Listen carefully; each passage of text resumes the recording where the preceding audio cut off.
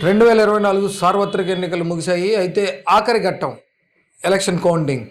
ఆ ఎలక్షన్ కౌంటింగ్‌కి ఈరోజే మరి కాసేపట్లో ఎన్నికల లెక్కింపు ప్రక్రియ అయితే ప్రారంభం కానుంది. మరి కొద్దిసేపట్లో ఎన్నికల లెక్కింపు ప్రారంభం కానున్న సందర్భంగా అన్ని అన్ని అన్ని కౌంటింగ్ సెంటర్లకి పోలీసులు రాష్ట్ర వ్యాప్తంగా కూడా ఎన్నికల తర్వాత జరిగిన హింసాత్మక ఘటనలు దృష్టిలో పెట్టుకొని పూర్తి స్థాయిలో బందోబస్తు, పటిష్టమైన భద్రతను ఏర్పాటు చేయడం జరిగింది. అయితే దీనికి సంబంధించి పూర్తి స్థాయిలో కూడా పోలీసు వర్గాలు దగ్గర 60 కంపెనీల కేంద్ర బలగాలను రప్పించి 185 సమస్యాత్మకమైన కౌంటింగ్ సెంటర్లను గుర్తించడం జరిగింది. వాటన్నిటికీ కూడా ఎంతో పటిష్టాత్మకమైన భద్రతను అయితే కల్పించడం జరిగింది. అలానే గత పోలింగ్ తర్వాత జరిగిన హింసాత్మక ఘటనలు ఇటు పల్నాడు జిల్లా కావచ్చు, అలా అనంతపురం జిల్లా కావచ్చు, మరి కొన్ని రాష్ట్ర వ్యాప్తంగా జరిగిన చెదురుమట ఘటనలు కావచ్చు, వీటన్నింటిని దృష్టిలో పెట్టుకొని పూర్తి స్థాయిలో కూడా ఎంతో కట్టుదిట్టమైన భద్రతా చర్యలు అయితే ఏర్పాటు చేయడం జరిగింది. నిరంతరం సీసీ కెమెరాల పర్యవేక్షణలోనే పూర్తి స్థాయిలో కౌంటింగ్ కేంద్రాలు సీసీటీవీ పర్యవేక్షణలోనే జరిగేటట్లుగా కూడా పూర్తి స్థాయిలో సీసీటీవీ పర్యవేక్షణ ఏర్పాటు చేయడం జరిగింది. అలానే కొన్ని సమస్యాత్మకమైన పోలింగ్ స్టేషన్ల కౌంటింగ్ సెంటర్ల వద్ద డ్రోన్లతో కూడా నిఘా వ్యవస్థను ఏర్పాటు చేయడం జరిగింది. అలానే కొన్ని విఐపీలు అంటే కొంతమంది ప్రముఖులు పోటీ చేస్తున్న స్థానాల్లో ఇప్పటికే వాటి మీద కొంత స్పెక్యులేషన్ నడుస్తూ ఉన్న నేపథ్యంలో పిఠాపురం కావచ్చు, అలానే కొన్ని పోలింగ్ కేంద్రాల వద్ద పూర్తి స్థాయి స్పెషల్గా బందోబస్తును ఏర్పాటు చేశారు. అక్కడ ఎక్కువ మంది కేంద్ర బలగాలు అలానే పోలీసులతో బందోబస్తు అయితే ఏర్పాటు చేయడం జరిగింది. వీటన్నిటికీ సంబంధించి కనుక మనం చూసుకున్నట్లయితే అదే రోజు ఏదైతే పోలింగ్ ప్రక్రియ ముగిసిన తర్వాత కౌంటింగ్ జరిగే పోలింగ్ ప్రక్రియ రోజు కనుక ఎలా అయితే వైన్ షాపులు, మద్యం దుకాణాలు అన్నిటికీ బంద్ ప్రకటించారో అలానే ఈరోజు లెక్కింపు రోజు కూడా పూర్తి స్థాయిలో ప్రభుత్వ మద్యం దుకాణాలు కానీ, అలానే బార్ అండ్ రెస్టారెంట్స్ కానీ, 5 స్టార్ హోటల్స్లో కూడా మద్యం దొరికే పరిస్థితి అయితే లేకుండా పూర్తి స్థాయిలో కూడా దాన్ని కట్టుదిట్టం చేసిన పరిస్థితి అయితే మనకు కనబడతా ఉంది. అలానే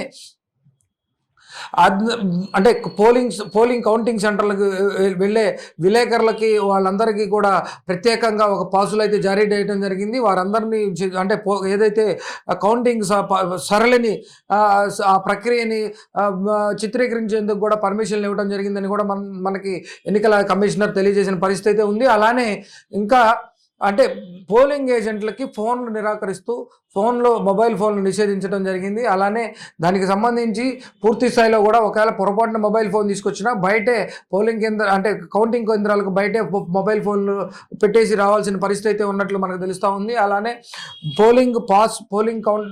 కౌంటింగ్ సెంటర్ల పాస్ కలిగిన వ్యక్తులకు మాత్రమే అనుమతి ఉంది. అలానే వారి కార్లు కూడా వారే డ్రైవ్ చేసుకొని రావాలి, డ్రైవర్లకి పర్మిషన్ లేదని కూడా తెలియజేసిన పరిస్థితి అయితే మనకు కనబడతా ఉంది. వీటన్నిటితో పాటు మద్యం సేవించి కౌంటింగ్ సెంటర్లకు వచ్చినట్లయితే కౌంటింగ్ సెంటర్లోకి అనుమతించమని చెప్పి కూడా భద్రతా కారణాల దృష్ట్యా అనుమతించమని కూడా చేపట్టడం జరిగింది. అయితే కౌంటింగ్ రోజు హింసాత్మక ఘటనలు ఎక్కడా జరగకుండా చర్యలు చేపట్టడం జరిగింది. 185 హింస జరిగే ప్రాంతాలుగా గుర్తించి పూర్తి స్థాయిలో భద్రతలు ఏర్పాటు చేశారు. అలానే ఈ హింసాత్మక ఘటనలు గతంలో చేసిన వారు అలాంటి నేర ప్రవృత్తి గల 12,000 మందిని గుర్తించి వారందరినీ కూడా బైండ్ ఓవర్ చేసిన పరిస్థితులు ఉన్నది. అలానే కొన్ని సమస్యాత్మకమైన గ్రామాలలో పోలీసు పికెటింగ్ ఏర్పాటు చేయడం అయింది. క్యూఆర్ టీంలు అలానే కార్బన్ సెర్చ్ కూడా గతంలో చేసిన సందర్భాలు ఉన్నాయి.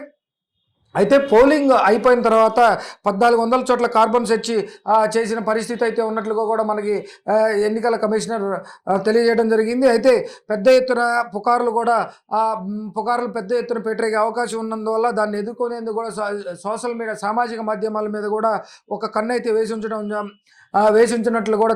వేసినట్లుగా కూడా మనకు తెలుస్తూ ఉంది. అలానే ప్రతి పోలీస్ సిబ్బంది ఎన్నికల విధుల్లో ఉంటారు. అలాంటి ఎక్కడ అవాంఛనీయాలు జరగకుండా పోలీస్ సిబ్బంది ఎక్కడ కూడా ఎలాంటి అవాంఛనీయ సంఘటనలు జరగకుండా వారు పహారా కాస్తారని కూడా తెలుస్తూ ఉంది. అలానే 67 కంపెనీల సాయుధ భద్రతా సిబ్బందిని, 45,000 మంది పోలీసుని పూర్తి స్థాయిలో కూడా ఎన్నికల కౌంటింగ్ ప్రక్రియకి వినియోగిస్తున్నట్లుగా కూడా తెలుస్తుంది. ఎక్కడ కూడా ఎలాంటి చిన్న సంఘటన కూడా జరగకుండా కౌంటింగ్ ప్రక్రియను పూర్తి చేయడమే తమ బాధ్యతగా కూడా ఉన్నట్లు ఎన్నికల కమిషనర్ చెప్తా ఉన్నారు. అలానే కౌంటింగ్ ప్రక్రియలో ఏజెంట్లు అల్లర్లు సృష్టించాలని ప్రయత్నిస్తే వారిని బయటికి పంపేసి వారిపైన కేసులు పెట్టి జైలుకి పంపించే పరిస్థితి కూడా ఉన్నట్లు కూడా మనకు తెలుస్తూ ఉన్నారు. సరైన కారణాలు ఉంటే మాత్రమే సరైన కారణాలు ఉంటే ఉన్నట్లయితేనే రీకౌంటింగ్ అనుమతించే పరిస్థితి ఉంది. రేపు కౌంటింగ్ ఫలితాలు వచ్చి కౌంటింగ్ ఫలితాలు వెల్లడైన తర్వాత ఊరేగింపులు అన్నీ కూడా నిషిద్ధం అంటే వాటన్నిటికీ కూడా నిషిద్ధం అని చెప్పి తెలియజేస్తూ ఉన్నారు. మొత్తం రాష్ట్రం మొత్తంలో 3,33,00,000 మంది సుమారు వారు తమ ఓటు హక్కును వినియోగించుకున్నారు. అలాగే 4,61,000 మంది పోస్టల్ బ్యాలెట్ ద్వారా వారు ఓటు హక్కును వినియోగించుకున్నారు. అలానే 26,473 మంది హోమ్ ఓటింగ్ పద్ధతి ద్వారా ఓటు హక్కును వినియోగించుకున్నారు. అలాగే 26,473 మంది హోమ్ ఓటింగ్ ద్వారా వారు ఓటు హక్కును అయితే వినియోగించుకోవడం జరిగింది. అలానే 26,721 మంది సర్వీస్ ఓటర్లు కూడా ఎలక్ట్రానిక్ విధానంలో తమ ఓటు హక్కును వినియోగించుకున్నారు. అన్ని జిల్లాల హెడ్ క్వార్టర్స్లో కూడా కౌంటింగ్ సెంటర్లకు సంబంధించి ఏర్పాట్లన్నీ పూర్తయినట్లుగా కూడా తెలుస్తూ ఉంది. 8 గంటలకి కౌంటింగ్ ప్రక్రియ అయితే మొదలవుతూ ఉంది. కొన్ని చోట్ల 8:30 గంటల నుంచి ఈవీఎం కౌంటింగ్ మొదలవుతుందని తెలుస్తూ ఉంది. కొన్ని చోట్ల లోక్సభ కౌంటింగ్ హాల్స్ వద్ద పోస్టల్ బ్యాలెట్ల కోసం సపరేట్గా కౌంటింగ్ టేబుల్స్ని వేయటం జరిగింది. అలానే అక్కడ మాత్రం 8 గంటలకే ఈవీఎం కౌంటింగ్ కూడా ప్రారంభమయ్యే అవకాశం ఉన్నట్లుగా కూడా మనకు తెలుస్తోంది. పార్లమెంట్ నియోజకవర్గాల్లో సంబంధించి 2,446 ఈవీఎం టేబుల్లు, అలానే 557 పోస్టల్ బ్యాలెట్ టేబుల్స్ వేయడం జరిగింది. అలానే రాష్ట్ర వ్యాప్తంగా 33 ప్రాంతాల్లో 401 కౌంటింగ్ హాల్స్ని ఏర్పాటు చేశారు. కౌంటింగ్ ప్రక్రియ పరిశీలనకు 119 మంది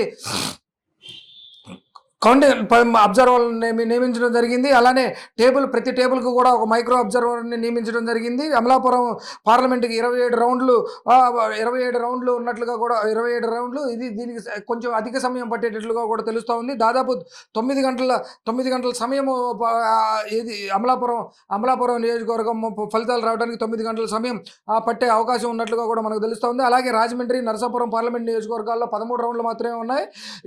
ఈ ఫలితాలు వచ్చేందుకు 5 గంటల సమయం మాత్రమే పడుతుంది. అలానే భీమిలి, పాండ్యం అసెంబ్లీ నియోజకవర్గాల్లో 26 రౌండ్లు ఉండటం వల్ల వీటన్నిటి వల్ల కొంత లేట్ అయ్యే పరిస్థితి ఉంది. అన్ని కౌంటింగ్ సెంటర్ల వద్ద కూడా పూర్తి స్థాయిలో పటిష్టమైన భద్రతను అయితే ఏర్పాటు చేయడం జరుగుతూ ఉంది. కౌంటింగ్ ప్రక్రియ పూర్తి స్థాయిలో ప్రజాస్వామ్యంగా, రాజ్యాంగబద్ధంగా పూర్తి అయ్యేటట్లుగా కూడా పూర్తి స్థాయిలో అటు భద్రతా విషయంగా కానీ, లెక్కింపు ప్రక్రియలో అబ్జర్వర్స్ను కానీ, అలానే ఆర్ఓలను కానీ, కౌంటింగ్ సెంటర్లకి అధికారులను కానీ పూర్తి స్థాయిలో నియమించడం జరిగింది. వారందరూ కూడా ఈరోజు సాయంత్రం నుంచే వారందరూ విధులుగా హాజరైన పరిస్థితి ఉంది. ఇప్పటికే ఒకసారి మాక్ డ్రిల్ కూడా చేయడం జరిగింది. రేపు పొద్దున 8 గంటలకి పూర్తి స్థాయిలో ఎన్నికల కౌంటింగ్ అయితే ప్రారంభమవుతుంది. 8 గంటలకి పోస్టల్ బ్యాలెట్తో ప్రారంభమై 8:30 దగ్గర నుంచి ఈవీఎం కౌంటింగ్తో ప్రారంభమయ్యే పరిస్థితి అయితే మనకు కనపడుతూ ఉంది. ఈ పూర్తి స్థాయి ఫలితాలు రావడానికి దగ్గరగా రాత్రి 8:30 నుంచి 9 గంటల వరకు కూడా సమయం పట్టేటట్లుగా కూడా కనపడుతూ ఉంది. 9 పూర్తి స్థాయిలో అన్ని రాష్ట్రంలో ఉన్న 175 నియోజకవర్గాలు, అలానే 25 పార్లమెంట్ నియోజకవర్గాల ఫలితాలు కూడా వెల్లడవుతాయని మనకు తెలుస్తూ ఉంది.